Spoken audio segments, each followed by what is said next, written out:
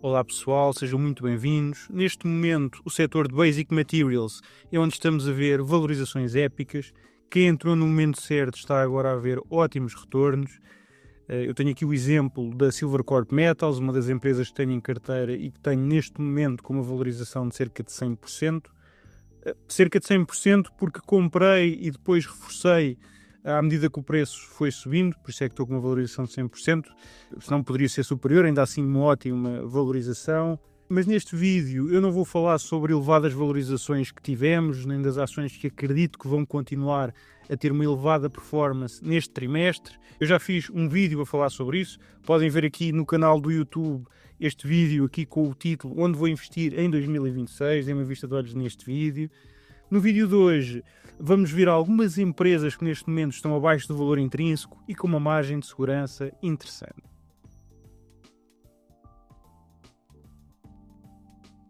Pois é, pessoal, nós temos falado muito na Adobe.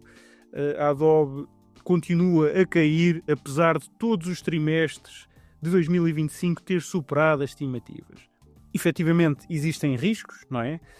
Todas as empresas têm um risco associado e nós já vimos no passado empresas com ótimos fundamentos que não se conseguiram adaptar e começaram a perder cota de mercado e acabaram por piorar drasticamente os seus resultados, ou seja, os fundamentos deterioraram-se com o tempo. A BlackBerry é um excelente exemplo disso. Nós podemos vir aqui à Stock Analytics. Vamos aqui pôr BlackBerry e vamos aqui a Key Metrics. Aqui em Key Metrics nós conseguimos ver que entre 2006 e 2011 nós tivemos resultados crescentes, pessoal. Ou seja, nós conseguimos ver que o lucro líquido por ação subiu, ou seja, teve sempre a subir durante este período. O free cash flow por ação também estava estável. Aliás, em 2011, é interessante que em 2011 o lucro líquido por ação e o free cash flow por ação eram muito significativos. A empresa tinha uma dívida controlada e nós podemos ver aqui no TradingView, se viermos aqui ao gráfico da BlackBerry, portanto, em 2011, ou seja, o mercado já tinha antecipado, apesar dos resultados continuarem a ser muito positivos, a empresa já tinha caído brutalmente, não é? Portanto, isto só mostra que o mercado antecipou esta queda nos resultados. Apesar dos resultados estarem a ser ótimos, o mercado já estava a antecipar esta mudança estrutural na empresa, já estava a antecipar que a empresa não se conseguia adaptar devido à elevada concorrência e, portanto, o preço aqui em 2011, podemos ver, portanto, já não tinha nada a ver com o topo de 2008. Portanto, o mercado já estava a antecipar esta queda nos resultados. E efetivamente podemos ver que entre 2006 e 2011, aliás, 2011 foi quando a empresa apresentou melhores resultados. Por isso é que eu considero fundamental investir em empresas que têm fortes vantagens competitivas, que têm um wide moat. Também invisto noutro tipo de empresas, obviamente. Posso abrir posições de curto prazo, não é? E há pouco estávamos a falar de Basic Materials. Eu tenho exposição a Basic Materials. É um setor bastante cíclico, mas que eu compreendo. E como eu compreendo, mesmo a compreender, posso ter perdas, não é?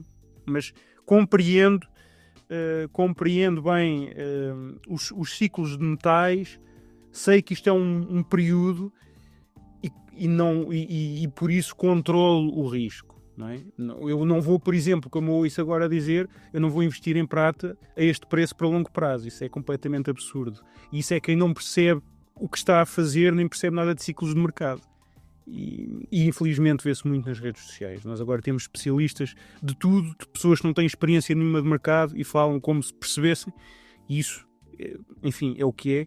Mas eu, por exemplo, em alguns setores, se eu não me sentir confortável a investir nesse setor que sei que é cíclico, eu não invisto. Eu ainda no outro dia me perguntaram quantas análises é que nós fazemos por semana. Nós fazemos uma análise por semana. E não fazemos uma análise, não existe uma obrigatoriedade em fazer uma análise. Nós fazemos uma análise quando encontramos oportunidades ou quando encontramos empresas que faz sentido fazer uma análise. Não estamos aqui só a produzir conteúdo, pessoal. Nós com o ChatGPT, se quiséssemos, pedíamos ao ChatGPT para nos fazer análises todos os dias, ou mais do que uma vez por dia. Mas eu prefiro ser eu a fazer as minhas análises, não estou a pedir ao ChatGPT para me fazer análises, sou eu que faço as minhas próprias análises, como sempre fiz. Portanto, aqui não se trata de produzir uma elevada quantidade de análises, aqui trata-se de fazer as minhas análises, como eu sempre fiz. Aliás, este projeto surgiu por isso, porque eu já investia muito em dados e em pesquisa. Portanto, aqui o objetivo não é produzir muitas análises, é produzir análises de qualidade que façam sentido. Bem, mas vamos continuar. Portanto, estávamos aqui a ver em relação à Adobe. A Adobe não me parece que seja um caso como a BlackBerry. Eu também, falando aqui novamente sobre os vídeos do canal, eu fiz também recentemente um vídeo em analisei alguns dados sobre a empresa. Podem dar uma vista de olhos neste vídeo. Cerca de 70% das receitas vêm de clientes profissionais ou equipas de marketing. E estes clientes tipicamente pagam uma subscrição para terem acesso a todo o workflow da Adobe, com várias aplicações e que já incluem as ferramentas de inteligência artificial. Isso custa cerca de 69€ por mês, no primeiro ano, e este preço já inclui a maior parte do software da Adobe e as ferramentas que permitem às equipas trabalhar e ter todo acesso a este workflow da Adobe. E, portanto, é esta a vantagem competitiva. É que empresas pagam esta subscrição e têm acesso a tudo. Por isso é que é difícil substituir a Adobe, não é? Nós podemos olhar aqui também para este gráfico. Como podemos ver, o preço atualmente está em mínimos, está quase aos mínimos de 2022 e de 2020, e como podemos ver, em 2020 a empresa tinha um lucro por ação de cerca de $10,11 e tinha um fluxo de caixa livre por ação de 11. Em 2022, no fim do ano, a empresa tinha o lucro líquido por ação, não aumentou muito significativamente, mas o fluxo de caixa livre por ação aumentou bastante. Aqui já tínhamos um fluxo de caixa livre por ação de $15,74. Tínhamos a ação ao mesmo preço, mas com um valor muito superior. E atualmente, em 2025, nós temos um lucro líquido por ação de $16,74 e um fluxo de caixa livre por ação de $23,13. Os fundamentos aumentaram muito e a empresa está praticamente ao mesmo preço que estava nos mínimos de 2022 e nos mínimos de 2020. Portanto, este preço é muito, mas muito atrativo. Nós aqui podemos ver o valor intrínseco. Portanto, a empresa está com uma elevada margem de segurança em relação ao valor intrínseco. Eu com isto não estou a dizer para investirem, pessoal. Nada do que eu estou aqui a partilhar é uma recomendação de investimento. Estou apenas a analisar dados e a dar a minha opinião. Eu não tenho investido na Adobe, eu já não invisto na Adobe desde 2022. Tenho as ações e nunca mais investi. Como já me partilhei no outro vídeo, eu não me quero aumentar a minha exposição à Adobe porque eu tenho uma alocação definida.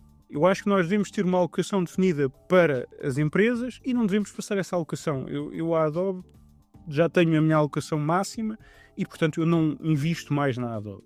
Aliás, eu até gostava de reduzir um bocadinho a minha alocação à empresa. No entanto, neste momento não faz sentido vender, não é? Mas, pessoal, aqui só para partilhar, na minha opinião, a Adobe continua a ter um wide mode, continua com elevadas vantagens competitivas e está com uma boa margem de segurança em relação ao valor intrínseco. Não só a Adobe, também outras empresas de software que também neste momento estão a ter uma elevada queda. Nós temos recebido várias mensagens sobre a Netflix. No último trimestre, a Netflix não superou as estimativas e isso levou o mercado a reagir negativamente e fez com que o preço da ação entrasse numa tendência de baixa. Além disso, surgiram notícias e especulação sobre uma possível aquisição dos ativos estúdios de streaming da Warner Brothers, com a Paramount a aparecer como uma concorrente no processo, e aumentou ainda mais o ruído à volta da empresa. Eu até agora não tenho estado a acompanhar a Netflix, nem sequer tenho a empresa na watchlist, mas neste momento está a começar a ficar a um preço que poderá vir a fazer sentido para mim. Este é o primeiro nível de suporte que poderia vir a fazer sentido para mim, nos 79, 89, Caso o preço continue a cair até este nível, eu poderei considerar. Até lá, para mim, não faz sentido. Como sabem, e quem está no Wi-Fi Premium, sabem que eu tenho várias empresas em carteira e não tenho assim uma necessidade de abrir uma posição neste momento. Se o preço cair e se chegar aqui, eu poderei então considerar abrir posição. Até lá, nem sequer considero, pessoal. Acho que não se justifica só com uma boa margem de segurança em relação ao valor intrínseco. Depois tenho aqui outros níveis, portanto aqui os 67 seriam um segundo nível de compra e os 57, portanto, outro nível de compra. Portanto, vamos ver, pessoal, se o preço irá continuar a cair ou não. Neste momento o preço está numa tendência de baixa, portanto vamos ver se continuar a cair, poderá ser uma empresa que eu poderei considerar. Aqui temos a Duolingo, a empresa já caiu mais de 70% desde o máximo, e neste momento está claramente abaixo do valor intrínseco, mas, na minha opinião, não tem um modelo de negócio competitivo para longo prazo. Nós já recebemos também algumas mensagens de pessoas que têm a empresa em carteira e que acreditam na empresa, e tudo bem, eu não discordo da vossa tese de investimento, eu apenas estou a dizer que, para mim, eu não consigo identificar um wide mode na Duolingo que me faça abrir uma posição de longo prazo. Isso não significa que eu não possa abrir uma posição de curto prazo para beneficiar num determinado momento. Neste momento, a empresa continua em queda. O modelo de negócio, ou seja, não é uma empresa que tenha barreiras elevadas e que seja difícil de replicar a oferta da empresa, na minha opinião. Apesar dos fundamentos serem muito interessantes, a empresa está com uma margem muito boa. Nós podemos também olhar aqui para a Stock Analytics. Deixem-me vir aqui. Os fundamentos são ótimos, pessoal. Isso não é tema. Se eu vier aqui, posso vir a minha Financial Performance. Podemos ver, portanto, este aumento muito significativo nas receitas da empresa. Portanto, o lucro teve um aumento claro, houve um aumento claro no lucro. A empresa tem o fluxo de caixa operacional, tem bastante free cash flow, parece-me tudo bem, tem vindo a superar as estimativas. O modelo de negócio é que a mim eu não considero atrativo, mas os fundamentos são ótimos, isso não é tema. E neste momento sim, tá, reparem, já caiu 72,85% desde o máximo, portanto, neste momento sim, o preço está bastante interessante, mas eu não consigo ter uma previsibilidade dos ganhos a longo prazo e isso afasta-me deste investimento numa perspectiva de longo prazo. Numa perspectiva de curto prazo é uma questão de ver. Eu não faço investimentos de curto prazo em tendência de baixa, quando uma ação está em tendência de baixa, por isso neste momento ainda não há uma empresa que eu considere abrir posição neste momento. Ainda assim está abaixo do valor intrínseco. Claro que neste momento o risco é muito inferior a quem comprou aqui ou para quem comprou em máximos, não é? 500 e tal dólares. Eu espero que ninguém tenha feito isso, pessoal. A empresa estava extremamente sobrevalorizada. Eu calculei o valor intrínseco na Stock Analytics, não passou dos 240 dólares também. Isto já num cenário bastante otimista. Atenção, isto a ser bastante otimista, portanto eu não consigo obter um valor intrínseco superior a 240 dólares. Ainda assim, considerando esse valor intrínseco, neste momento já está com uma boa margem de segurança para quem considerar interessante abrir posição nesta empresa. A Novo Nordisk. Nós já fizemos uma publicação no Instagram sobre a Novo Nordisk, quando falámos sobre os riscos, o que é que a empresa tem estado em queda. Podem dar uma vista de olhos nessa análise que fizemos. Para o pessoal do Wi-Fi Premium também tem uma análise à empresa, como é óbvio, e nós também falámos no portfólio review. Não foi no último portfólio review, não foi no portfólio review de janeiro, foi no portfólio review de dezembro sobre a Novo Nordisk, e também falámos já várias vezes sobre a Novo Nordisk na comunidade, portanto tem vários conteúdos sobre a empresa no Wi-Fi Premium.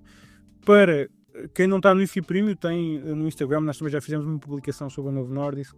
A Novo Nordisk teve em tendência de baixa e parece estar neste momento a reverter. Vamos ver se irá iniciar uma tendência de alta ou não, ainda é cedo.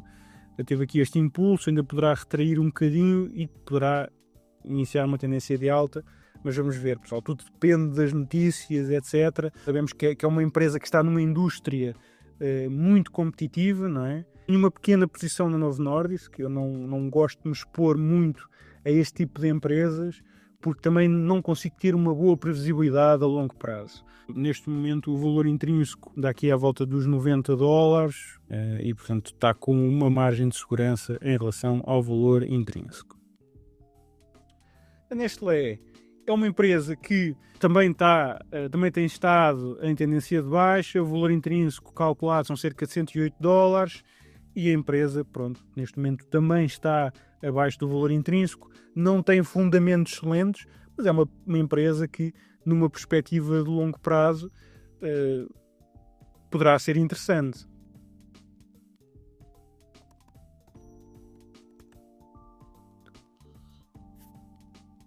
Pronto, temos aqui, por exemplo, um debt to EBITDA de 3,47, um current ratio também de 0,71, um PEG também não muito interessante, ou seja, não é uma empresa que tenha fundamentos incríveis, mas é uma empresa que tem o seu valor, não é? Que tem free cash flow, que tem um net income per share de 4,19, é uma empresa que ao longo dos anos tem vindo a aumentar os seus resultados, olhamos aqui desde 1998, a empresa vai aumentando os seus resultados e neste momento o preço está abaixo do valor intrínseco. Bem, pessoal, por hoje é tudo. Estes são só aqui alguns exemplos de algumas empresas que estão abaixo do valor intrínseco. Isto não significa que eu queira abrir posição em todas estas empresas, simplesmente são aqui algumas empresas onde nós conseguimos ver um desconto em relação ao valor da empresa e que poderá eventualmente ser uma oportunidade. Por hoje é tudo, pessoal. Espero que este vídeo tenha sido útil. Não se esqueçam de deixar um gosto e de subscrever o canal. Um abraço e até à próxima.